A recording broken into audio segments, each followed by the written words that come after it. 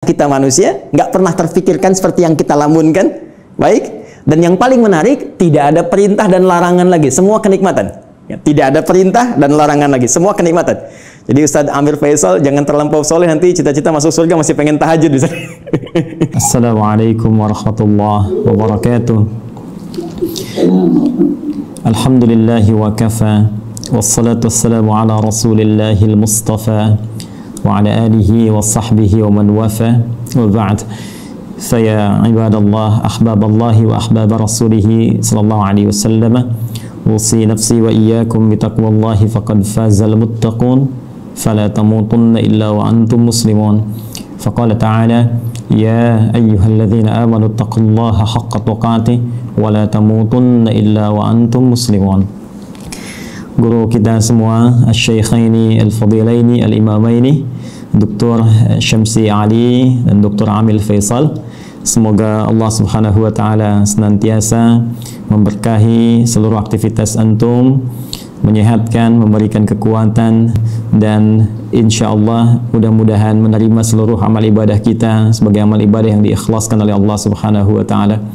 Semoga seluruh aktivitas dan pesantren Nusantara Foundation yang dirintis oleh Al-Imam Syamsi Ali di Amerika, selain bisa menginspirasi warga muslim dimanapun, juga melahirkan generasi-generasi terbaik insya Allah, baik kini ataupun di masa depan, memberikan wajah Islam yang terbaik seperti tadi yang disampaikan.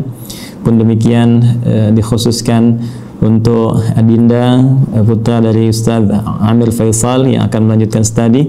Semoga Allah senantiasa berikan taufik, istiqamah untuk tafaqquh fid din, dan kembali untuk bisa menyampaikan risalah pengetahuannya seperti yang diamanahkan dalam Al-Quran surah ke-9 At-Taubah di ayat 122 itu.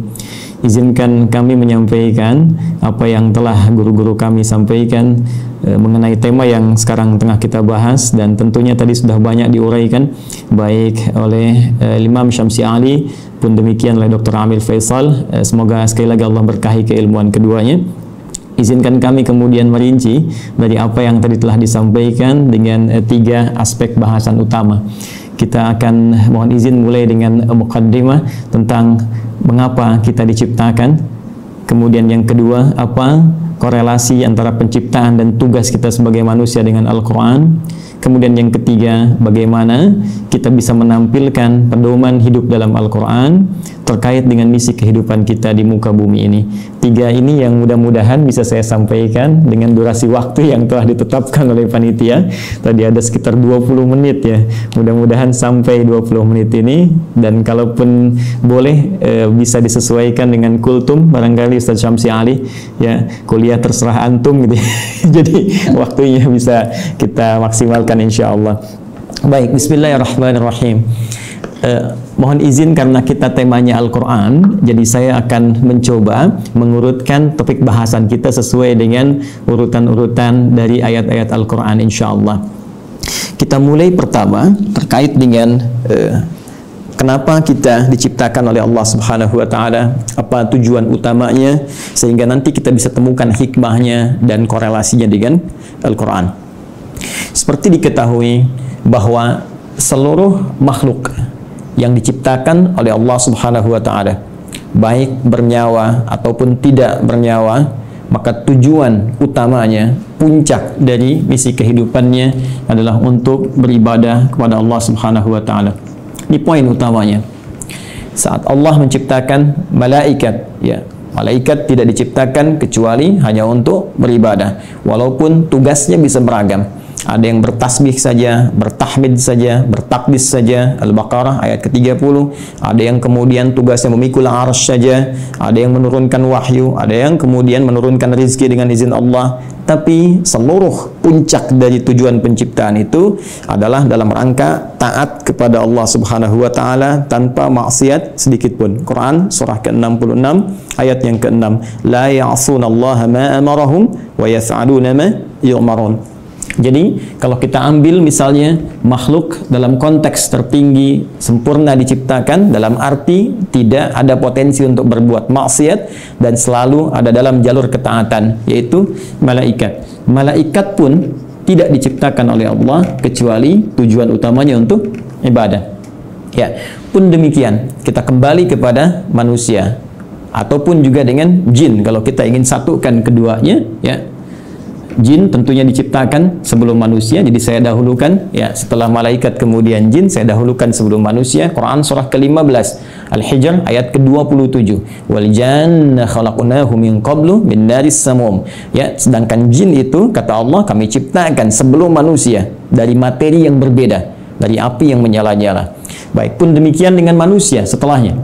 Ya, wa idz qala rabbuka lil malaikati inni khaliqum basyara. Ketika Allah firmankan kepada para malaikat yang sudah tercipta sebelum manusia, pun sebagian kalangan jin yang hadir pada saat itu, kami akan mencipta makhluk baru, bukan malaikat, bukan jin, tapi basyar. Ya, satu dari 5 nama manusia yang umumnya disebutkan dalam Al-Quran pokoknya. Ya, basyar 35 kali disebutkan dalam Al-Quran, menunjuk pada sifat nafsunya. Ins disebutkan 18 kali berpasangan dengan jin, menunjuk pada sifat penampakan dan kelembutannya. Insan disebutkan 65 kali dalam Al-Quran, menunjuk pada totalitas aktivitasnya. Pun demikian dengan An-Nas disebutkan setidaknya 241 kali dalam Al-Quran, menunjuk sifat sosialnya. Dan Bani Adam ya disebutkan setidaknya 7 kali dalam Al-Quran, menunjuk genealogisnya yang tersambung pada Nabi Adam alaihissalam. Jadi manusia ketika difirmankan oleh Allah kepada malaikat dan jin, ya wa idz qala rabbuka lil malaikati inni khaliqum basyara. Ya, jin dan manusia ketika diciptakan tidak lepas dari fungsi ini. Ya, ditegaskan di Quran surah ke-51 digabungkan ayat ke-56. Ya, paling kanan sebelah atas di mushaf standar Allah berfirman, "Wa ma khalaqtul jinna wal insa illa liya'budun." Ya, dan tidaklah aku ciptakan jin dan seluruh manusia itu kecuali tujuan puncak pokok, ya. Tujuan penciptaan itu adalah supaya mereka menjadikan seluruh aktivitasnya sebagai ibadah kepadaku, kata Allah. Ingat harakat akhir di ayat ini bukan pakai fathah. Ya, ya'buduni bukan ya'buduna. Ya, fi'il mudhari'nya di sini berharakat fathah, tapi di sana nanti ada ya yang menunjukkan kepada Allah. Ya, kemudian untuk takhfif dia dihilangkan diganti dengan harakat kasrah. Jadi jelas Allah memberikan kesan yang tegas bahwa seluruh fungsi penciptaan manusia tiada lain seluruhnya dalam rangka beribadah kepada Allah Subhanahu wa taala. Nah, yang menarik adalah ketika Allah mendeklarasikan dan menginformasikan tentang khususnya manusia ya dalam konteks tugasnya untuk beribadah ini, maka diperjelaslah oleh Allah mengenai tempat dan misinya di mana dia akan beribadah, kemudian seperti apa misi yang akan diemban. Ini sangat menarik ya, itu disebutkan di Quran surah kedua Al-Baqarah di ayat ke-30 ya, paling kiri sebelah atas di mushaf standar. Ya, Allah berfirman, perhatikan kalimatnya, ini sangat indah sekali. Antara penciptaan, pengenalan manusia kepada jin dan malaikat dengan pemberian tugasnya itu dibuka dengan kalimat yang sama, diksi yang serupa, tapi untuk menunjukkan makna yang berbeda. Ya, ingat, karena di Quran tidak ada pengulangan. Ya, ketika disebutkan yang seperti itu, yang serupa, maka kaidah tafsirnya, ya Dr. Amir Faisal, Ustaz Syamsi Ali lebih mengetahui, ya ta'sisan li ma'nan jadid. Ini untuk pengantar kepada makna yang baru, yang tidak sama dengan sebelumnya. Baik, di Quran surah ke-15 ayat ke-28 ketika Allah mencipta manusia digunakan diksi wa idz qala rabbuka lil malaikah. Ya, kemudian ketika memberikan misinya dan di mana ditempatkan untuk menjalani misi ini, maka dibuka dengan redaksi yang sama. Wa idz qala rabbuka lil malaikah. Seakan-akan ingin mengesankan bahwa, hei, saking dahsyatnya penciptaan manusia ini, saking dahsyatnya misi manusia ini, jadi bukan hanya penciptaannya, ya penciptaan manusia ingin menunjukkan tentang dibawanya misi yang sangat agung, sangat dahsyat, sampai-sampai malaikat yang sempurna pun tak berbuat maksiat mesti mengetahuinya. Sampai-sampai jin pun yang dicipta lebih dulu mesti mengetahuinya. Ya, hanya bedanya yang di Quran surah 15 ayat ke-28 Allah menggunakan redaksi khaliq, ya. Karena itu kita menyebut Allah dengan sang khalik, diambil dari diksi Al-Quran. Inni khaliqum basyara, mencipta yang tak pernah ada ya sebelumnya, mencipta yang tidak bersandar pada bahan yang ada sebelumnya, beda dengan sifat makhluk yang tercipta. Sedangkan pemberian misinya digunakan kata ja'il. Ya, inni ja'ilu fil ardi khalifah. Yang di sini menunjuk penciptaannya, yang di sini menunjuk pada pemberian misinya. Kita fokus ke sini dulu dengan cepat. Baik. Baik, Allah dengan tegas, singkat, padat memberikan satu informasi kepada kita semua melalui Al-Quran. Kata Allah, aku infokan pada malaikat, aku infokan pada jin yang sebelum kalian aku ciptakan mereka. Saking tingginya misi kalian, ya. Inni menggunakan taukid, sungguh aku ja'ilun fil ardi, akan menjadikan. Ingat, ja'il menugaskan, khalik mencipta. Setelah ciptaan itu terjadi, karena Allah mencipta mustahil, ya, tidak ada fungsinya, mustahil, tidak ada tujuannya. Di dalam bahasa Arab, kalau kita sudah membuat sesuatu kemudian ingin menjadikan, menerangkan fungsinya, apa yang telah dibuat itu, orang Arab menggunakan diksi ja'ala, ya ja'alu, ja'il. Allah telah mencipta manusia, Quran surah 15 ayat ke-28, dan ingin menerangkan ini fungsi, misi penciptaan manusia itu, maka digunakan kata ja'il. Inni ja'ilun fil ardi. Satu, fil ardi. Di poin ini menunjuk pada tempat. Aku akan menjadikan, memberikan fungsi pada manusia yang telah tercipta itu, akan menempatkan mereka bertugas, tempatnya bukan di langit, bukan fis sama, ya. Awas, hati-hati, tapi tempatnya di mana? Fil ardi, ya, yang kita terjemahkan dengan bumi itu. Baik, khalifah, dan dia akan membawa peran untuk menunaikan tugas ibadah itu sebagai khalifah, ya, yang setidaknya punya dua makna pokok. Bisa jadi khalafa yakhlifu, ya, yang saling menggantikan. Artinya kalau satu selesai akan lahir yang lain meneruskan kembali, satu selesai meneruskan kembali, ya, bapak kemudian melahirkan anak, anak melahirkan anak lagi, saling menggantikan. Dan Al-Quran memberikan pesan, jangan sampai seseorang meninggalkan generasi setelahnya dalam keadaan lemah. Quran surah keempat ayat 9 itu, wal yakhshal ladzina law taraku min khalfihim dzurriyyatan dhi'afa khafu 'alaihim. Karena itu siapkan generasi terbaik untuk saling menggantikan, membawa tugas di bumi. Nanti kalau ada bahasan yang lebih luas, kita belajar khusus tentang tema ini, ya. Nanti Allah kasih satu surah khusus yang bukan nabi, bukan rasul, ya, manusia seperti kita, supaya kita tidak berkata ini kan nabi, ini kan rasul. Jadi Allah berikan satu surah yang bukan nabi, bukan rasul, tapi bisa membentuk generasi yang terbaik setelahnya. Yaitu surah ketiga, surah Ali Imran. Imran bukan nabi, Imran bukan rasul, tapi nanti menikah dengan Hannah seperti kita ketahui, melahirkan Maryam. Dan Maryam saat dididik, disiapkan, itu nanti bisa jadi pribadi yang lebih baik dibandingkan dengan ibundanya dan ayahandanya. Karena itu Anda temukan surah Maryam surah ke-19, tapi Anda tidak temukan surah Hannah, ya. Tapi bagaimana keduanya mendidik supaya lahir generasi lebih baik dari orang tuanya. Maryam melahirkan Isa. Isa alaihi salam lebih baik dibandingkan ibu dan kakek neneknya. Ya. Jadi demikian fitrah dalam Al-Quran. Setiap ada generasi mesti lebih baik daripada yang sebelum-sebelumnya. Bapaknya hafal Al-Quran, anaknya hafal Quran dan paham tafsirnya. Ya, anaknya hafal Quran dan tafsir, cucunya paham sampai hadis dan fiqhnya. Demikian seterusnya. Baik. Kembali ke sini. Pun demikian khalifah, ya, selain punya arti menggantikan juga bisa berarti pemakmur. Ya. Pembangun dalam semua nilai-nilai kebaikan. Ya, singkatnya, ditugaskanlah kemudian di bumi. Ini tugasnya, akan saling menggantikan sampai kehidupan dunia berakhir, dan ditugaskan dalam rangka ibadah ini untuk memakmurkan kehidupan di muka bumi sesuai dengan apa yang telah Allah tetapkan. Secara singkat, diberikan pelatihan kemudian di satu tempat, ya, yang disebut dengan Al-Jannah itu di Quran surah ke-2 Al-Baqarah ayat ke-35.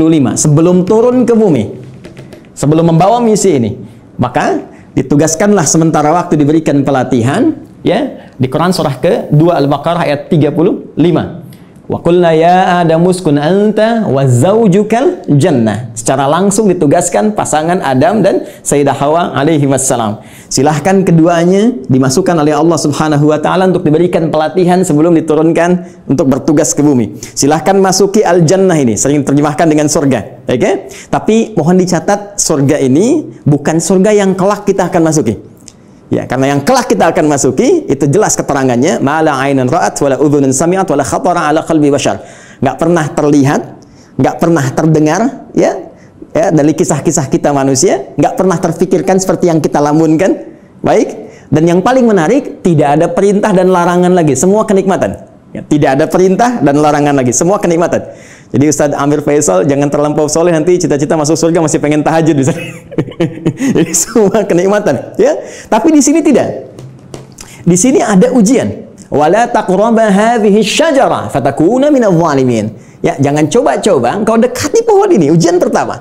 Jadi disebutkan perintah kalau dikerjakan melahirkan kenikmatan, fakula minha ragadan haitsu syi'tuma. Kemudian diberikan larangan. Ini perintah, ada larangan. Dan inilah nanti yang akan kita bawa dalam kehidupan di muka bumi. Di bumi itu cuma dua, kalau enggak mengerjakan perintah, meninggalkan larangan, selesai. If'al wala taf'al. Do it, leave it. Ya, cuma dua ini saja. Baik, kemudian diperkenalkan, ini tantangannya. Ada nanti iblis yang mulanya dari kalangan jin, ayat 34-nya berbicara tentang iblis. Di ayat Quran surah ke-18 Al-Kahf, ayat ke-50, ya, menerangkan genealogis iblis itu dari jin yang bermaksiat, fasik, ya. Wa idz qulna lil malaikati isjudu li adama fasajadu illa iblis kana minal jinni fafasaqa an amri rabbi. Ya, ketika dia mulai fasik disebut dengan iblis. Ketika dia mulai menggoda, mewariskan kefasikannya disebut dengan syaitan. Karena itu diperkenalkan oleh Allah, ya, ini menjadi syaitan di ayat ke-36-nya. Fa'azallahumash syaitan. Setelah tuntas kemudian diberikan bekalnya, di training dulu, kan?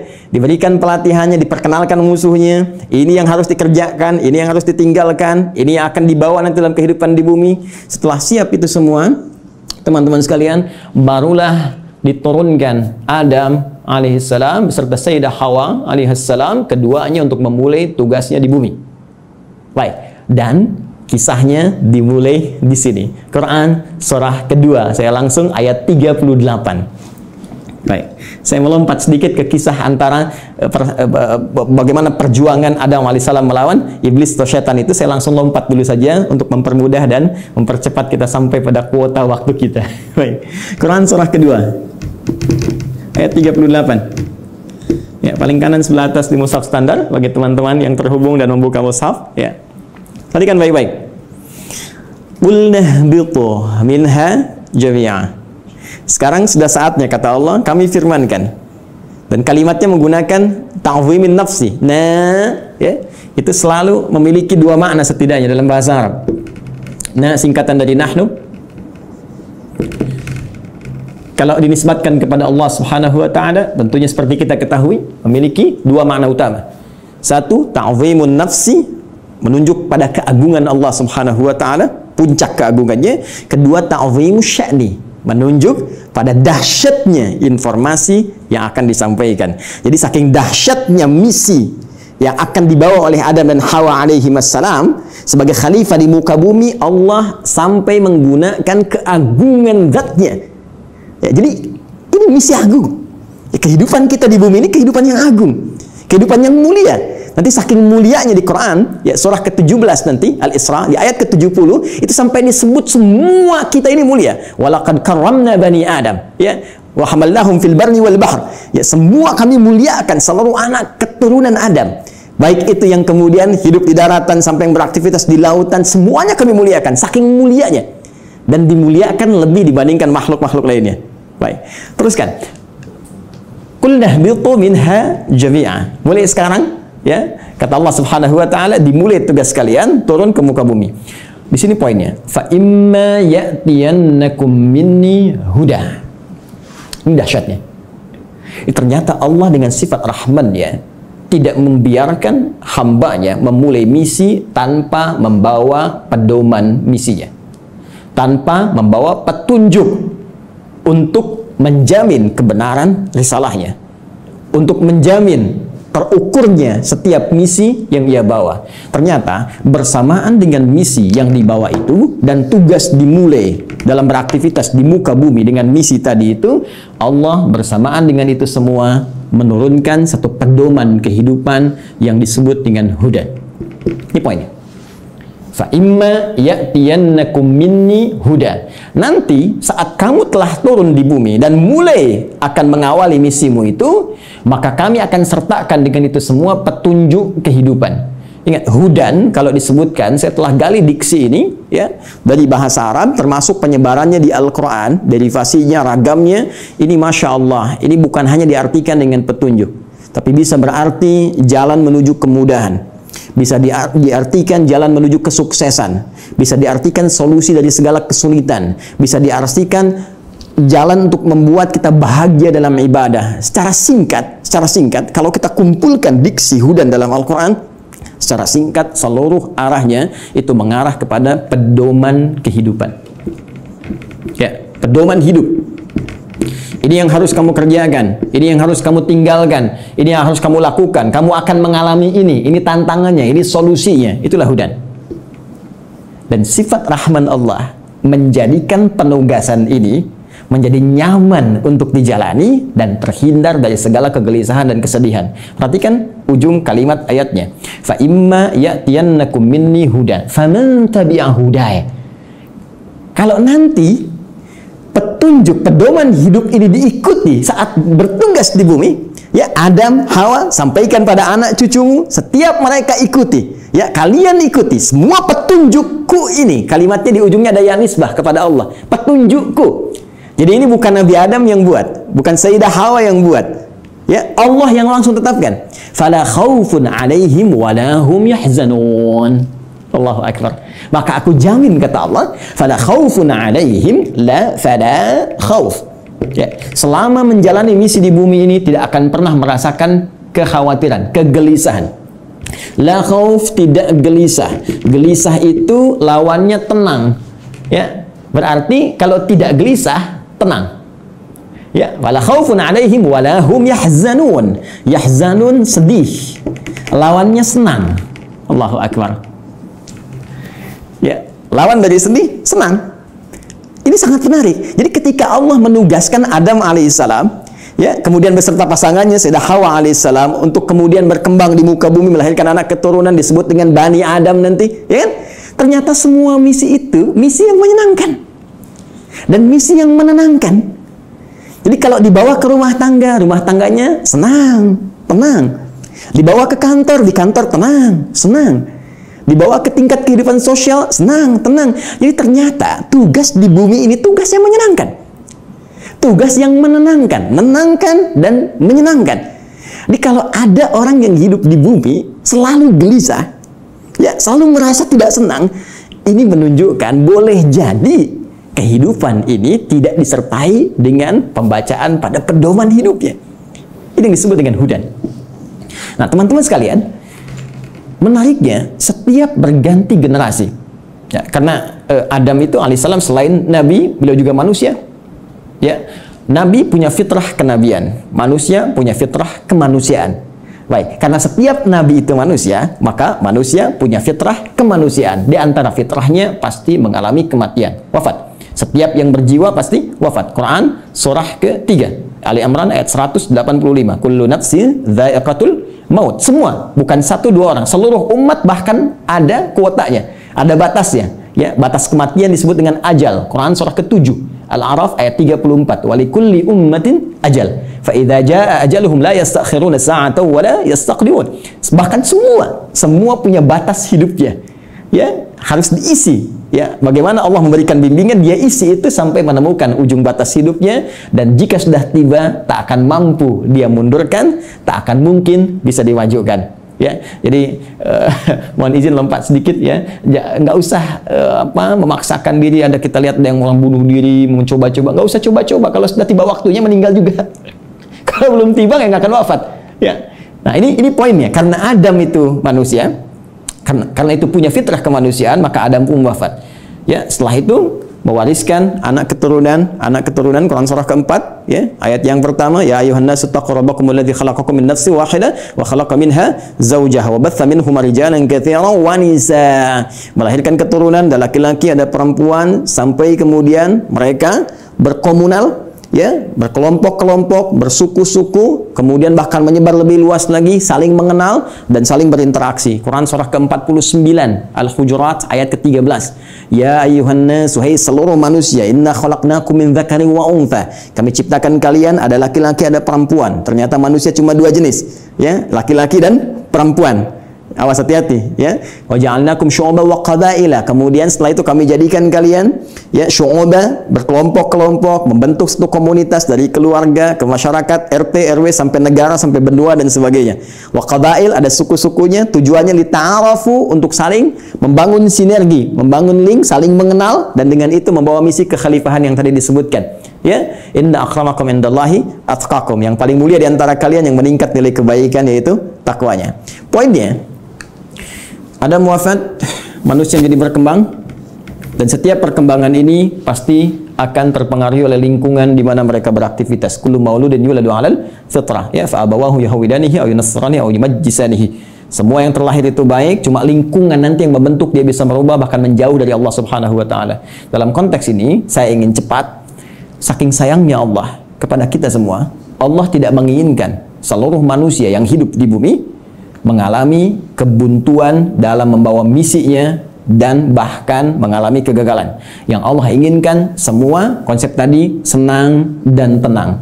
Maka di setiap pergantian generasi itu, maka Allah utuslah kemudian seorang rasul, ya, utusan seorang nabi yang membawa kembali pedoman-pedoman yang dahsyatnya sesuai dengan era dan masa yang dialami. Nabi Adam selesai, muncul Nabi Nuh. Nabi Nuh kemudian membawa risalah. Nuh selesai, muncul nabi lainnya. Terus sampai ke Nabi Muhammad sallallahu alaihi wasallam. Menariknya, teman-teman sekalian, seluruh nabi dan rasul yang diutus oleh Allah Subhanahu wa taala, yang membawa pedoman hidup bagi masyarakatnya, bagi umatnya yang diarahkan sesuai dengan masanya itu, semua petunjuknya, pedomannya diberi nama dengan nama utama yang serupa, yaitu Hudan. Silakan Anda cek. Kita ambil yang paling dekat lah ke masa Nabi Muhammad SAW. Nabi Isa, Nabi Musa alaihi wassalam. Nabi Musa misalnya, ini yang paling populer yang banyak disebutkan dalam Al-Quran. Ya, saya sebutkan dekat itu bukan dekat dalam konteks masa waktu, tapi dekat dalam konteks sering banyak disebutkan sehingga sering didekatkan. Ya, tiga nabi ini yaitu Nabi Musa, Nabi Isa, dan Nabi Muhammad SAW yang mewakili banyak kisah dalam Al-Quran. Nabi Musa, kitabnya Taurat. Ya, Taurat ketika disifati oleh Allah Subhanahu wa taala menjelaskan fungsinya, maka tidak jauh dengan diksi ini, Hudan.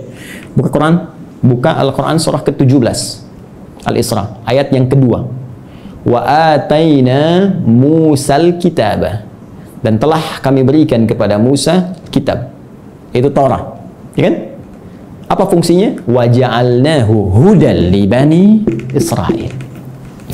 Dan kami jadikan Taurat itu isinya adalah pedoman kehidupan bagi Bani Israel. Karena Nabi Musa diutus hanya satu kalangan saja, komunitas tertentu saja. Di kalangan Bani Israel, maka pedomannya dikhususkan untuk itu. Jadi nanti yang menariknya dalam satu era itu bisa ada misalnya 2 rasul diutus, ya, karena distriknya beda. Ya, seperti kisah Nabi Ibrahim dengan Nabi Lut misalnya, ya. Nabi Ibrahim dengan Nabi Lut kan di Quran surah ke-51 itu, ya, ketika kita masuk ke ayat ke-30 dan seterusnya, itu Nabi Ibrahim dikunjungi para malaikat. Di ayat 24-nya, hal ataka haditsu dhaifi Ibrahim al-mukramin. Pernahkah engkau dengar kisah ketika Nabi Ibrahim dikunjungi para malaikat? Tujuannya sebetulnya bukan ke Nabi Ibrahim, tapi akan datang ke Nabi Lut, ya, alaihi salam, untuk mengabulkan tuh permohonan dalam tanda petik umat yang menantang azab. Jadi ketika akan datang ke situ mengadab, mampir dulu ke tempat Nabi Ibrahim dengan hikmah tertentu. Jadi di satu masa bisa ada 2 nabi dan rasul yang bertugas di wilayah yang berbeda. Nabi Musa alaihi salam itu tugasnya untuk Bani Israel. Diberikan panduan, disebut dengan Taurat, dan disifati dengan Hudan, pedoman kehidupan. Betapa inginnya Allah umat di zaman itu senang dalam menghadapi misi, menunaikan ibadahnya, dan tenang dalam menjalankan itu semua. Berganti secara cepat Nabi Isa alaihi salam meneruskan risalah Nabi Musa setelah melewati fase-fase tertentu. Jaraknya sekitar 600 tahun ke Nabi Muhammad sallallahu alaihi wasallam. Nabi Muhammad ke Nabi Musa sekitar 2000 tahun. Nabi Isa alaihi salam ketika meneruskan risalah Nabi Musa alaihi salam, berarti tugasnya sama, ya, kepada Bani Israel. Jadi bukan kepada seluruh kalangan manusia, hanya untuk Bani Israel saja, terbatas wilayah sebagian di Palestina saja, ya. Jadi kalau sampai ke Indonesia agak kejauhan, ya, cuma di sana saja. Bani Israel diberikan kitab Injil, karena itu Taurat dan Injil sering disatukan, ya. Quran surah ketiga misalnya, penyebutan pertama untuk Taurat dan Injil, ya, di ayat yang ketiga, nazzala 'alaikal kitaba bil haqqi musaddiqan lima baina yadayhi wa anzalat Taurata wal Injil. Ketika Injil diberikan kepada Nabi Isa alaihissalam sebagai kitab pedoman kehidupan, itu pun disifati sama kalimatnya dengan Hudan. Buka Quran surah ke-5 Al-Maidah, ya. di ayat ke-46. Ya. Silahkan lihat di pertengahannya. Wa atainahul injil fihi hudaw wa nur. Ya. Lihat kalimatnya. Wa atainahul injil, dan kami berikan kepada Isa alaihissalam Injil, fihi, di dalamnya, hudan. Ini ada pedoman kehidupan. Jadi setiap era berganti, setiap masa berpindah, Allah selalu memberikan pedoman yang selalu aktual, faktual, dan dibutuhkan di masanya sesuai dengan kebutuhan makhluknya pada saat itu. Karena eranya berganti, kebutuhan bisa berubah, nuansa tidak sama, maka diberikan pedoman yang sesuai dengan masanya. Yang paling dahsyat, Nabi Muhammad SAW, Rasul terakhir. Perhatikan kalimatnya. Nabi Musa li Bani Israel, ya, Nabi Isa li Bani Israel, Nabi Ibrahim kalangan tertentu saja, ya, komunitas tertentu. Kemudian Nabi Lot juga demikian. Sebelumnya Nabi Nuh, ya, membawa risalah. Rasul pertama Nabi Nuh alaihissalam, komunitas yang terbatas. Nabi Muhammad SAW, karena beliau ditugaskan sebagai Rasul pamungkas, penutup. Kalau penutup berarti risalahnya harus sampai berakhir kehidupan dunia. Namanya penutup. Karena tidak ada rasul setelah beliau, tidak ada nabi lagi. Karena itu risalahnya harus bertahan abadi sampai kehidupan berakhir. Maka diturunkanlah oleh Allah yang paling spesial. Karena spesialnya ini menyifati segala hal yang tadi disebutkan. Harus sampai bertahan sampai kehidupan berakhir. Harus beda dengan yang sebelum-sebelumnya. Harus punya mukjizat yang lebih dahsyat. Karena itu yang terakhir ini, karena sifatnya harus bertahan sampai akhir zaman, dia harus lebih daripada yang sebelumnya. Harus bertahan. Tidak boleh ada celahnya. Ya, tidak boleh ada perubahan-perubahan, ya, yang harus terjaga dari lafadznya, katanya, dan sebagainya. Semua harus unggul. Maka dipilihlah oleh Allah Subhanahu wa taala, ditetapkan oleh Allah Subhanahu wa taala, karena ini yang paling dahsyat, yang paling baik, semua yang terkait dengannya selalu baik. Silakan cek. Yang dipilih turun membawa risalah ini, membawa wahyu ini, ya, teman-teman sekalian, dari kalangan malaikat Jibril alaihissalam. Ketika dipilih langsung naik statusnya menjadi Sayyidul Malaika, Ruhul Amin. Nabi Musa punya teman, setiap rasul di bumi punya teman rasul dari langit. Nabi Musa punya teman Malakul Maut. Ya. Baik, Nabi Muhammad SAW punya teman malaikat Jibril. Malaikat Jibril ketika ditugaskan menyampaikan risalah yang akan dibawa kepada Nabi Muhammad SAW, maka langsung naik status jadi Sayyidul Malaika. Diturunkannya, teman-teman sekalian, di hari Jumat. Ya, hari Jumat, harinya naik status langsung menjadi apa? Sayyidul Ayyam. Yang dipilih menerima ini Nabi Muhammad SAW langsung naik status jadi Sayyidul Anbiya wal Mursalin. Bulannya, ya, bukan main-main. Bulannya bulan Ramadan. Ya, bulan Ramadan. Perhatikan baik-baik. Jumat naik status, Jibril naik status, Muhammad SAW naik status. Bulannya Ramadan langsung naik status jadi Sayyidul Syuhur. Bulan yang sangat dimuliakan. Saking mulianya, hanya turun satu malam yang penuh dengan keberkahan hanya di bulan itu saja. Untuk apa? Untuk mengagungkan risalah terakhir yang dibawa. Karena itu nanti surah ke-97, surah yang menyebut keutamaan malam Al-Qadar itu akan disandingkan dengan turunnya wahyu yang sangat istimewa untuk menunjukkan keagungan risalah dan wahyu terakhir yang akan diturunkan pada Muhammad SAW. Tiada lain, tiada bukan, itulah Al-Quran. Inna anzalnahu fi Lailatul Qadar. Ya, sungguh dengan segala keagunganku aku akan berikan informasi yang sangat dahsyat. Inna, aku tegaskan, aku kuatkan, ya, anzalnahu fi Lailatul Qadar. Kami turunkan Al-Qur'an itu di malam Al-Qadar. Baik, teman-teman sekalian, fokus di sini.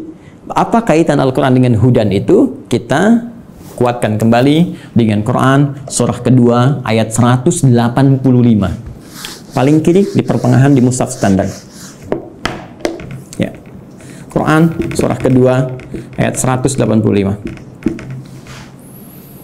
Karena yang paling dahsyat, ya, karena ini yang paling istimewa dan untuk seluruh manusia tanpa batasan, maka redaksinya mesti beda. Perhatikan kalimatnya. Syahrul Ramadan alladzi unzila fihil Quran. Ya, di bulan Ramadan yang kalian menunaikan puasa itu, saat itulah diturunkan Al-Quran. Tadi kita katakan, kita sepakati Al-Quran turun di bulan yang sangat mulia, yaitu Ramadan. Quran surah kedua ayat 185. Allah perkenalkan nama kitab wahyu, pedoman hidup yang diturunkan pada Nabi yang paling istimewa untuk semua manusia sampai akhir zaman, yaitu Al-Quran. Apa tujuan Al-Quran diturunkan? Teruskan ayatnya. Hudal linnas. Tetap tidak akan terpisahkan dari diksi ini, hudan. Dan dahsyatnya bukan libani kita, li umat kita, linnas. Ini poinnya. Ini bedanya.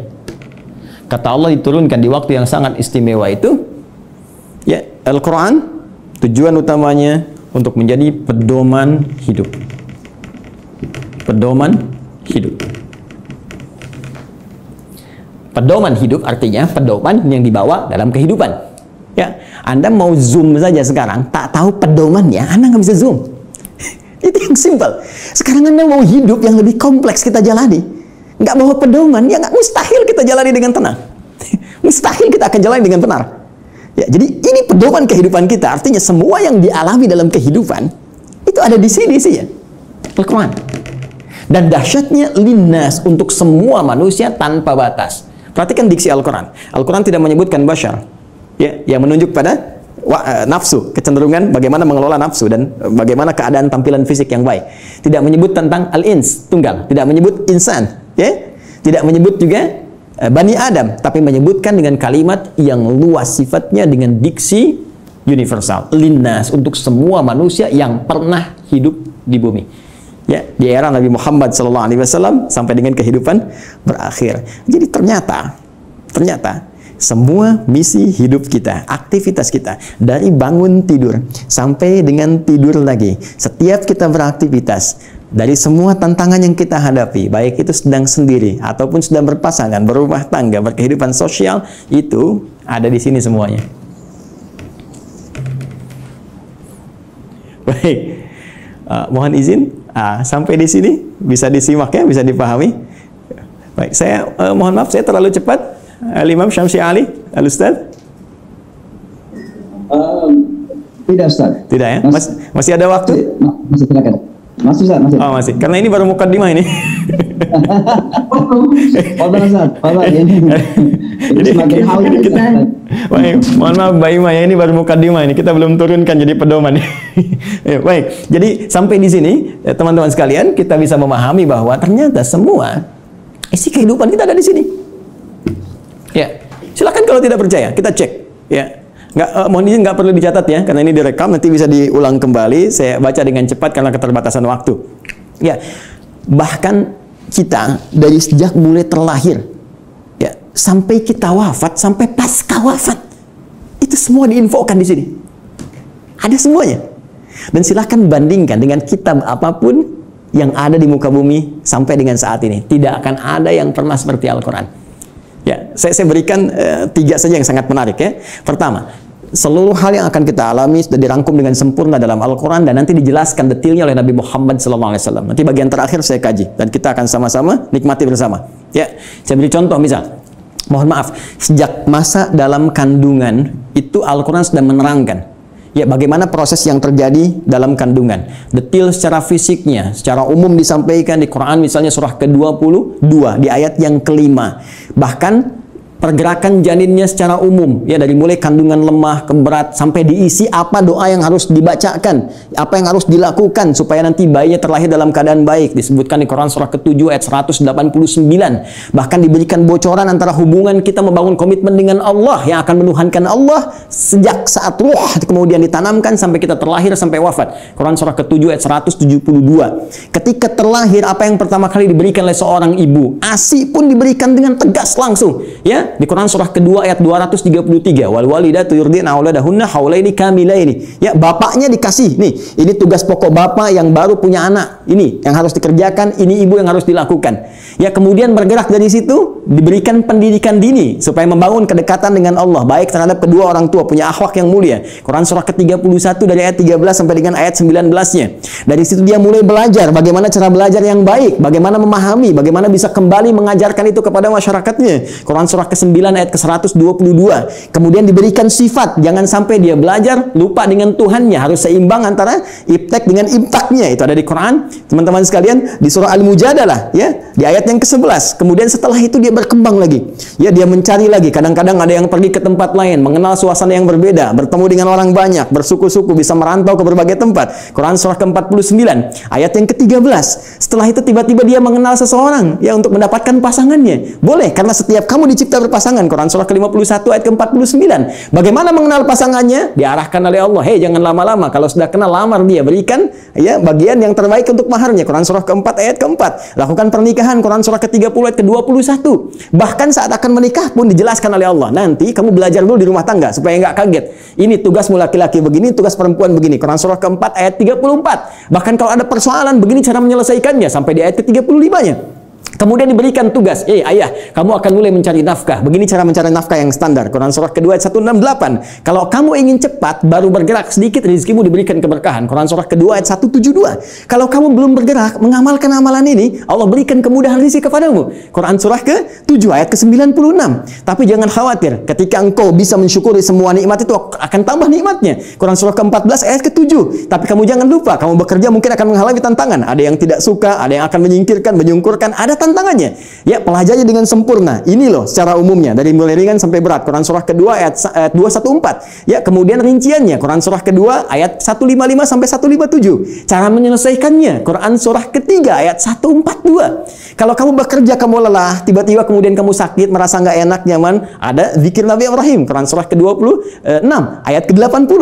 Kalau penyakitnya berat, kata dokter mustahil sembuh, nggak ada yang mustahil. Amalkan zikir Nabi Ayub, saya sembuhkan seperti saya sembuhkan Ayub. Quran surah ke-21 ayat 83 sampai 84. Tugas seorang istri ya bisa merawat anaknya. Kadang-kadang tidak mudah itu semua. Ada yang berkata, bagaimana mendidik dengan baik? Quran surah ke-17 ayat 23 sampai dengan ke-27-nya. Sampai mereka dewasa sampai usia 40 tahun masih diberikan amalan untuk bakti pada kedua orang tuanya. Quran surah ke-46 di ayat yang ke-15. Sampai kemudian hidup lebih jauh lagi sampai tiba-tiba ada dalam keadaan pikunnya. Ya, Quran surah ke-22 ayat yang kelima itu di bagian bawahnya. Sampai kemudian setelah itu dijelaskan oleh Allah, kalau kamu akan nanti wafat, pasti kamu wafat. Siapkan cara wafatmu supaya indah. Kamu hidup untuk tenang, wafat pun harus tenang. Turun Quran surah ke-89 ayat 27 sampai 30. Ya ayat Tuhan nafsul mutmainnah. Kamu saya berikan hidup di dunia untuk tenang, wafat pun harus tenang. Ya, kemudian setelah itu apa yang terjadi?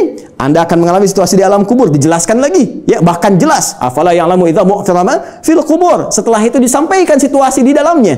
Bisa kamu siapkan sejak di dunia. Ini loh yang paling bagus. Ada layanan dengan semua keberkahan, kenikmatan, sampai-sampai dia akan menyampaikan kepada orang yang belum wafat. Kalau bisa kerjakan ini, kalau mampu kerjakan supaya kamu cepat nyusul. Di sini enak, lebih enak daripada di situ. Quran surah ketiga ayat 169 sampai dengan 172. Bahkan setelah itu terjadi apa? Dijelaskan lagi. Teman-teman sekalian, muncul surah Al-Qiyamah surah ke-75.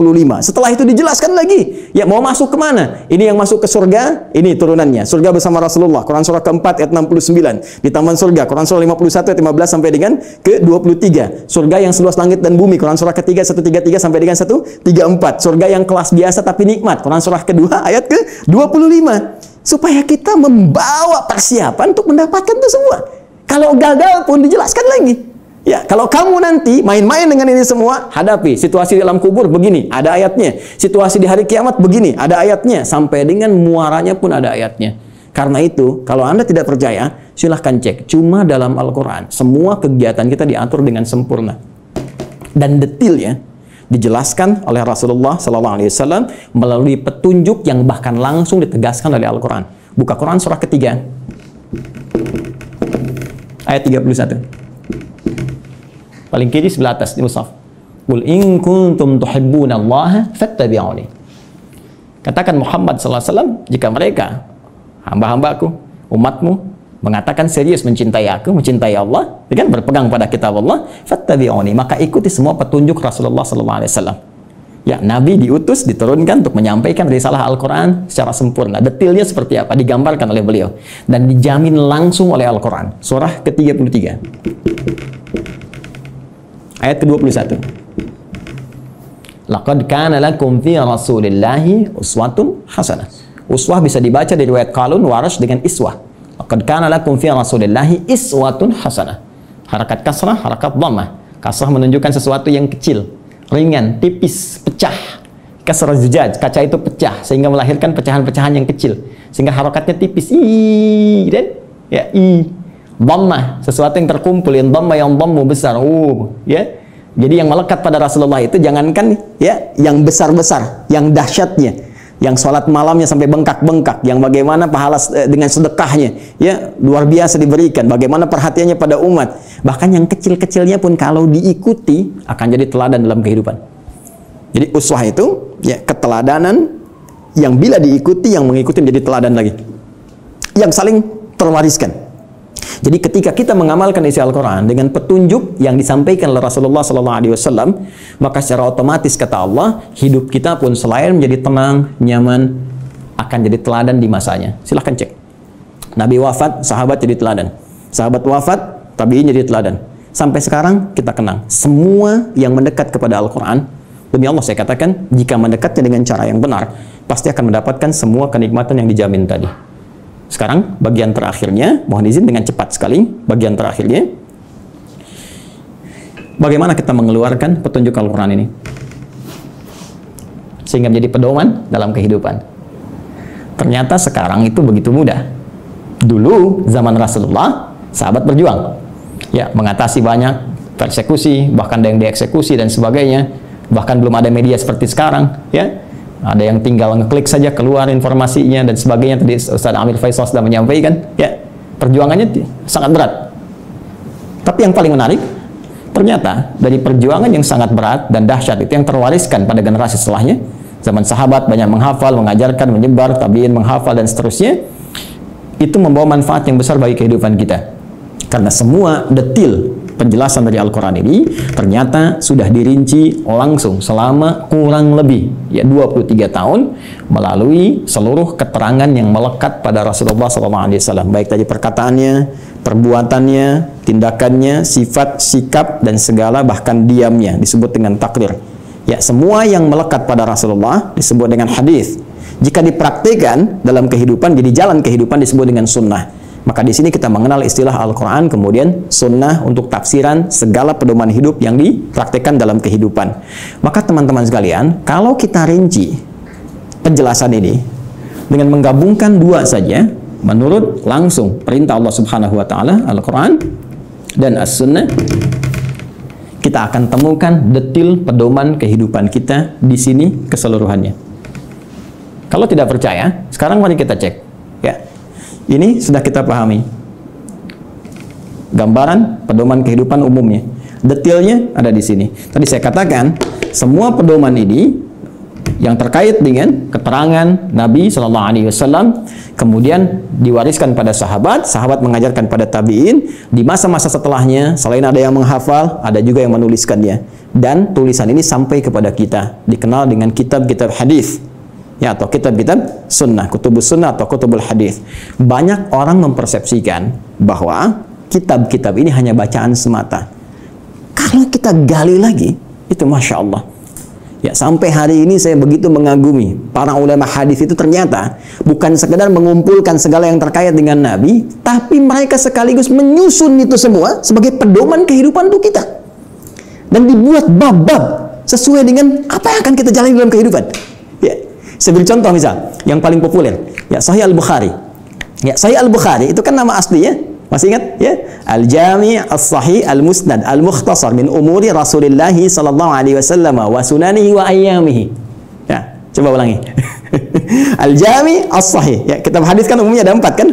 Ya, ada Jami', ada Sunan, ada Musnad, ada Mu'jam kan? Ya, dan setiap penamaan ini ada makna. Al-Jami' itu kumpulan yang komprehensif. Umum, sifatnya masih luas, ya, mencakup segala aneka kegiatan. Baik, kalau sudah sunan itu kitab fikih, ya, hadis yang disusun dengan urutan fikih. Jadi kitab hadis disusun dengan urutan fikih. Sunan Abu Daud fikih, bab taharah, seterusnya sampai dengan selesai. Taharah, salat, puasa dan seterusnya. Ya, Musnad disusun berdasar periwayatnya. Anda ingin belajar berapa hadis dari Sayyidah Aisyah, pengen seperti Sayyidah Aisyah, keluarkan dari Musnad Sayyidah Aisyah. Ya, tadi ingin belajar anaknya pintar, keluarkan misalnya Musnadnya Ibnu Abbas radhiyallahu taala anhuma. Mu'jam berdasar urutannya, Mu'jam At-Tabrani misalnya, ya. Baik, tapi ketika kita baca Al-Jami' secara umum, ya, tuntunan kehidupan, Dari mulai bangun tidur sampai dengan tidur kembali. Al-Jami, kata Imam Al-Bukhari, Al-Jami, saya susun kitab ini dengan materi yang cukup luas, tuntunan kehidupan yang bersumber dari Nabi. As-Sahih, isinya sahih semua, saya pastikan saya cari. Ya, Al-Musnad, tersusun sanadnya sampai ke Rasul. Si A, si B, si C disebutkan sampai ke Nabi. Al-Mukhtasar, isinya nggak bertele-tele, langsung kepada esensinya. Ini keterangan dari nabinya. Kalau butuh penjelasan, saya jelaskan sedikit.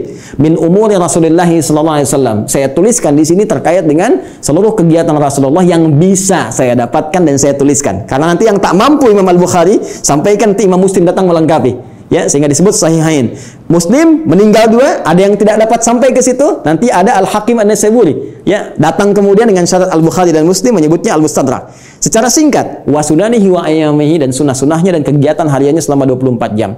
Teman-teman, pernahkah membuka Sahih Al-Bukhari dan kita lihat ternyata di situ ada 97 pembahasan. 97 kitab.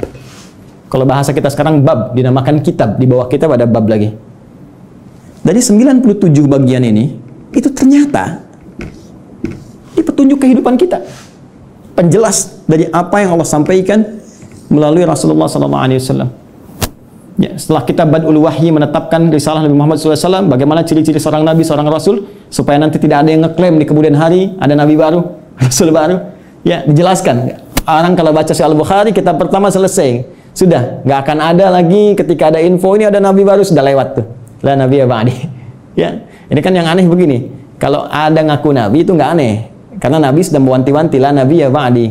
Nanti kelak akan ada ngaku Nabi. Ya, kalau ada begitu lah langsung tolak aja, nggak ada Nabi setelah Rasulullah. Ya, ya. Jadi kalau ada yang ngaku itu nggak usah aneh. Yang aneh itu setiap ada yang ngaku ada pengikutnya. Itu masalahnya.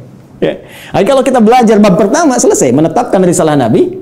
Ya, dan ini pun dahsyat. Di antara maksudnya untuk memberikan kekuatan argumentasi bahwa semua keterangan ini disampaikan oleh seorang yang mendapatkan risalah langsung dari Allah, yaitu Nabi. Buktinya begini. Dan Kitabul Iman ada 57 hadis. Anda sering bertanya, iman saya sering naik turun ke elis. Ya, kalau naik saya semangat ibadah, kalau turun jangankan salat sunnah, salat wajib kadang-kadang juga ada rasa malas. Bagaimana men-charge itu semua supaya semangat lagi? Kitabul Iman. Kitabul Ilmi, ya, Ustaz Amir Faisal, putranya mau belajar melanjutkan ke Mesir, ya, dan teman-teman yang lain, ada Kitabul Ilmi setelahnya. Bisa dikeluarkan bagaimana petunjuk pedoman belajar langsung dari Nabi. Dan dahsyatnya di Sahih Al-Bukhari ini tidak dimulai satu hadis kecuali dengan ayat Qur'annya dulu. Ini ayatnya, ini hadisnya, hadisnya, hadisnya, hadisnya. Silahkan cek. Kitabul Bai', teman-teman yang pebisnis, ya, silahkan. Yang berniaga, yang berbisnis, keluarkan Kitabul Bai'. Kitabul Tijarah, ya, kitabnya Kitabul Bai', turunannya turunan tentang bisnis. Di pemerintahan, diplomasi, birokrasi, Kitabul Imarah. Ya, sekarang masa pandemi, ya teman-teman keluarkan ada Kitabul Wabah, tentang bab wabah, taun, ada semua, ada semua. Dan kalau kita jeli lihat lagi, demi Allah saya katakan, hanya di Islam yang semua tuntunan kehidupan dari bangun tidur sampai tidur lagi ada pedomannya. Silahkan cek. Ya, bangun tidur ada doanya. Silahkan cek, bandingkan dengan keyakinan manapun. Cuma di Islam. Ini kita dalam konteks ilmiah ya, sedang berargumentasi. Jadi kalau nanti di soal kita berargumentasi. Ya, jangan diadukan, tapi kita didiskusikan. Ya, baik. Sekarang lihat, bangun tidur ada doanya. Ya, dan doa itu jangan salah. Doa itu bukan kalimat formalitas yang kita ucapkan untuk menjadikan sesuatu hanya sebagai ibadah semata. Bukan hanya itu. Tapi isi doa itu pedoman bagaimana kita menjalaninya. Bangun tidur apa yang harus dilakukan? Ya, buka misalnya di Abu Daud. Nomor hadis 1367 dari Ibnu Abbas radhiyallahu taala anhuma ketika menginap di rumah Sayyidah Maimunah radhiyallahu taala anha. Beliau menyimak Nabi bagaimana Nabi bangun di malam hari untuk mengikuti salat malamnya. Kata beliau, kana Nabi sallallahu alaihi wasallam idza istaiqadha min naumi, adalah kebiasaan Rasulullah SAW apabila bangun dari tidurnya. Fajalasa, beliau duduk sebentar. Famasaha biyadi min athari naumi, kemudian menghilangkan bekas ngantuk dengan tangan yang beliau duga bersih. Ya, ya, jadi dihilangkan dulu. Jadi bukan langsung baca doa saat ngantuk begini. Bangun jam 3:30 masih ngantuk begini. Ketika sadar lagi jam 6 udah hilangkan lu ngantuknya. Baru setelah itu faqara akhirah khawatim surah Ali Imran, membaca 10 ayat terakhir surah Ali Imran. Baru baca doa. Alhamdulillahilladzi ahyana ba'da ma amatana wa ilaihin nusyur. Ditegaskan lagi nanti di Al-Bukhari itu nomor hadis 181 nanti, ya, oleh siapa? Mu'adz bin Jabal, ya, dan Jundub bin Junadah. Nanti menyampaikan risalah hadis terkait doa bangun tidur. Bukankah isi doa bangun tidur itu pedoman kehidupan? Silahkan cek lagi. Alhamdulillahilladzi ahyana ba'dama amatana. Saya bersyukur padamu ya Allah yang telah memberikan kesempatan kembali pada saya untuk menjalani kehidupan. Padahal engkau bisa wafatkan aku dalam tidur tadi. Ya. Wa ilaihin nusyur. Perhatikan, sering diterjemahkan dengan dan kepadanya akan kembali. Hei kawan, nusyur dari kata nasyara, artinya beraktivitas untuk mencari bekal pulang. Ya, Anda menyebar. Yang dari Makassar, dari Sumatera, dari Papua, dari Kalimantan bisa datang ke Jakarta untuk mencari bekal supaya bisa mudik pulang. Ramadan pulang mudik. Itu bahasa Arab yang disebut dengan nasyara yansyaru. Kalau menyebar luas disebut intasyara yantasyiru. Menyebar. Untuk pulang kampung. Kita pun akan pulang. Ya. Teman-teman, mudik itu yang kita lakukan setiap tahun, ya kan? Itu kan bahasa Arab jelas. Ya. Waktunya disebut mi'ad, tempatnya disebut ma'ad. Kita itu pulang kepada Allah. Quran surah 3 ayat 9. Innallaha la yukhliful mi'ad. Pasti kita pulang. Allah nggak mungkin menyalahi janjinya. Tempatnya disebut dengan ma'ad, tempat pulangnya. Ibnu Qayyim al-Jauziyah punya kitab Zadul Ma'ad. Kita pasti pulang. Karena itu, saat bangun dari tidur, kita berjanji kepada Allah, ya Allah, hari ini saya akan cari bekal lebih baik daripada hari sebelumnya. Supaya kalau saya pulang hari ini, keadaan pulang saya lebih baik, ya Allah. Makanya diajarkan sebelum tidur kita evaluasi diri. Nabi evaluasi hari ini apa yang dikerjakan, besok merencanakan. Turun Al-Insyirah surah ke-94 itu, fa idza faraghta fansab ila rabbika farghab. Ya, disiapkan dari sekarang apa yang mau dikerjakan besok. Ayo teman-teman, saya cek ya. Jangan-jangan selama ini kita pun belum siap mengerjakan apa yang kita lakukan besok. Untuk waktu Indonesia, di Amerika mungkin masih pagi, kan? Saya tanya pada Anda mau baca Quran berapa halaman hari ini? Berapa ayat? Mau sedekah berapa banyak? Mau tahajud jam berapa nanti? Ya, kadang-kadang luput dari kita, malamnya kita koreksi. Makanya Nabi istighfar sebelum tidur. Mengoreksi, Nabi aja yang ahli surga, tempat terbaik, manusia paling mulia, paling takwa, yang dilepaskan semua bebannya saat di akhirat, diberikan surga sampai beliau mengatakan saya puas. Wala saufa yu'tika rabbika fatarda. Wala saufa yu'tika rabbuka fatarda. Itu masih istighfar kepada Allah. Saya, Anda, kita siapa? Nabi bukan, Rasul bukan, gak ada jaminan surga untuk kita. Kenapa kita nggak evaluasi keadaan hidup kita? Dan kita melupakan kematian, bahkan kita akan pulang. Pernahkah kita terbayang bahwa saat malam nanti tertidur, mungkin itu kehidupan kita yang terakhir untuk kita kembali? Karena itu kita siapkan, kalau saya besok bangun lagi, ya Allah, saya ingin sholat saya lebih baik daripada sebelumnya, saya ingin jamaah nanti jam sekian, ya Allah saya ingin sedekah besok, ya Allah saya ingin baca Al-Quran, supaya kalau saya meninggal pada saat itu, dan karena itu ajal dirahasiakan, supaya kita siap kapan pun pulang. Karena itu jangan coba-coba ketika Anda terpikir berbuat maksiat, bayangkan seketika wafat. Maka dari itu Anda berjanji saat bangun, saya akan jadi orang lebih baik dibandingkan dengan hari yang kemarin. Itulah sebabnya muncul mahfuzat. Ini bukan hadis ya. Orang yang hari ini ya lebih baik daripada hari kemarin, orang yang beruntung, ya kan? Orang yang sama dengan yang kemarin, orang yang rugi. Orang yang lebih buruk daripada kemarin, orang binasa. Itu mahfuzat, terambil dari nilai hadis tadi. Itu baru bangun tidur. Silahkan cek. Mau makan ada doanya, mau minum ada doanya, berpakaian ada doanya, masuk toilet penurusan yang sederhana ada doanya. Bahkan langkah kakinya diatur, masuk kiri keluar kanan. Beda dengan masjid, masuk kanan keluar kiri, doanya berbeda. Bangun tidur sampai tidur lagi, pedomannya lengkap semua. Pertanyaan saya, dari sekian banyak kebaikan yang telah Allah tampilkan kepada kita, berapa yang telah kita keluarkan dalam kehidupan? Saya punya dugaan yang kuat, jangan-jangan persoalan kehidupan di muka bumi ini tak mampu kita tuntaskan, bukan karena kita nggak pintar. Mohon maaf, bukan karena kurang gelar. S1, S2, S3, sampai dapat gelar, misalnya pengajaran tertinggi, profesor, dan sebagainya, bukan karena kurang harta. Tapi mungkin Anda kurang dekat dengan Allah. Kita kurang baca pedomannya. Kurang takwa. Semua kesimpulannya mengerucut kepada takwa. Takwa membangun kedekatan yang paripurna dengan Allah. Karena itu banyak ibadah diarahkan kepada takwa. Puasa la'allakum tattaqun. Salat dibuka dengan takwa. Hudal lil muttaqin alladzina yu'minuna bil ghaibi wa yuqimunas shalah. Haji takwa. Wa tazawwadu fa inna khairaz zadi taqwa.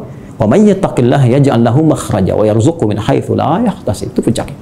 Siapa yang mampu mendekatkan diri kepada Allah Subhanahu wa taala dengan takwanya, dengan menjalankan semua isi pedoman-pedoman yang Allah turunkan, maka Allah akan lepaskan dari semua kesulitan hidup, bahkan mengirimkan rezeki dari sisi yang tidak dia duga. Inilah pedoman kehidupan kita, inilah Al-Quran, dan inilah jalan yang tidak mungkin kita hindari, karena ini satu-satunya pedoman yang bisa mengantarkan pada kenikmatan di 3 alam, dunia, alam kubur, sampai akhirat. Terakhir, sebagai penutup, teman-teman sekalian, saking dahsyatnya Al-Quran ini, Allah ingin membuktikan kepada kita kebenarannya. Al-Quran tidak diturunkan di Romawi yang sudah maju pada saat itu. Bukan di Persia, yang sudah punya kekaisaran yang dahsyat.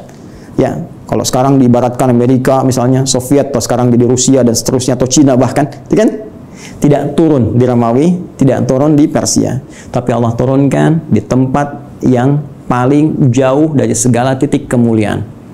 Tidak kenal segala titik kebaikan-kebaikan. Ilmu pengetahuan jangan diharapkan tumbuh, ya, dengan sempurna, dengan baik. Jauh tertinggal, karena itu disebut dengan jahiliyah, menggabungkan nama bahkan dengan sifatnya. Tapi tahukah Anda, ketika Al-Quran diturunkan di umat jahiliyah itu bisa mentransformasikan mereka berubah menjadi khairu ummah. Sampai turunnya Quran surah ketiga ayat 110 itu. Paling kiri sebelah atas di mushaf. Kuntum khairu ummah. Silahkan Anda cek. Semua yang belajar dari Nabi, dari 40 orang fase Mekah, sampai menyebar ke Madinah, sampai bertebaran ke seluruh muka bumi, tidak pernah ada satupun sahabat Nabi membawa risalah Al-Quran, kecuali membawa kesuksesan dan misi terbaik kemakmuran di muka bumi. Silahkan cek. Nabi sampai selesai tugas di Madinah punya 12.000 sahabat, punya 38 panglima. Dari 12.000 itu, kekuatan satu panglimanya bisa menaklukkan Persia dan Romawi. Ya, bisa mengalahkan segala jenis racun. Setiap satu sahabat ekspedisi menjadikan Islam terbawa dengan warna yang sangat indah, diterima bahkan tanpa kecamuk peperangan yang berarti. Amr bin As ekspedisi dari Afrika Utara sampai dengan ke Syam. Sekarang cek, Mesir, Libya, Tunisia, Maroko, Aljazair sampai dengan ke Syam. 4 negara sekarang. Ya, Libanon, Palestina, kemudian Yordania, kemudian Syria. Silahkan cek, Muslim yang baik. Sa'ad bin Abi Waqqas, ya, waktu ikut ekspedisi mau ke Cina, singgah di Baros, 414 km dari kota Medan. Jadinya Nusantara. Indonesia, Malaysia, Filipina bagian selatan, Thailand selatan, Brunei Darussalam, ya, Masya Allah, Rakhin, sukunya dari Rakhinya itu yang sekarang, semua indah, baik. Di mana kita sekarang? Dan keilmuannya nggak nanggung, silahkan cek. Ya, Al-Ghazali, Al-Battani, Al-Kindi, Al-Farabi, ya, silahkan cek. Semuanya sukses. Jadi mau jadi ilmuwan, sukses. Mau jadi diplomat, sukses. Jadi birokrat, sukses. Semua itu tercantum dalam Al-Quran. Dan satu-satunya kitab yang tidak pernah mengalami perubahan. Zaman Abu Jahal dulu dibaca Alif Lam Mim, sekarang pun tetap Alif Lam Mim. Silakan, strukturnya sempurna, segalanya sempurna. Itulah Al-Quran. Tinggal pertanyaannya, tantangan langsung dari Allah, sejauh mana kita bisa meyakini semua ini untuk menerapkan pedoman tadi, mempelajarinya, mengamalkannya dalam kehidupan kita sesuai dengan kebutuhan kita. Membaca baik, memahami mulia, menghafalkan dahsyat. Tapi intinya tidak harus dituntut untuk bisa memahami seluruh isinya. Cukup Anda sekarang, maaf sekali, yang pokok apa? Bawa itu semua. Sekarang tugas dunianya apa? Passionnya apa? Keluarkan petunjuknya, lihat Qurannya, lihat hadisnya, dalami itu, amalkan. Setelah itu, perhatikan, bedakan rasanya, rasakan bedanya, pasti akan terasa bedanya. Dan dahsyatnya Al-Quran bisa menjadikan tausiah yang 20 menit sampai 60 menit. Baik, saya kira itu dulu sebagai pengantar, ya. Ustaz Syamsi Ali, maafkan saya kalau terlampau luas waktu yang saya gunakan. Mudah-mudahan ada manfaat yang didapatkan. Nanti kalau lain waktu kita bisa ketemu kembali, kita akan belajar tentang cara langsung dari Al-Quran, bagaimana menanamkan Al-Quran dalam diri kita supaya mudah dibawa dalam kehidupan. Karena jangan salah, ini ahli Quran pun dibagi 3 lagi nanti di Quran surah ke-35 Fatir di ayat yang ke-32. Ada orang ahli Quran zalim, wa minhum zalimun li nafsi. Ada yang paket hemat, bisa untuk dirinya belum bisa berbagi. Wa minhum muqtasid, ya. Dan yang terbaik, bagaimana ahli Quran menebar kebaikan di sekitarannya. Ya, wa minhum sabiqum bil khairat biidznillah. Terima kasih, semoga bermanfaat. Subhanakallahumma wa bihamdika asyhadu an la ilaha illa anta astaghfiruka wa atubu ilaik. Assalamualaikum warahmatullahi wabarakatuh.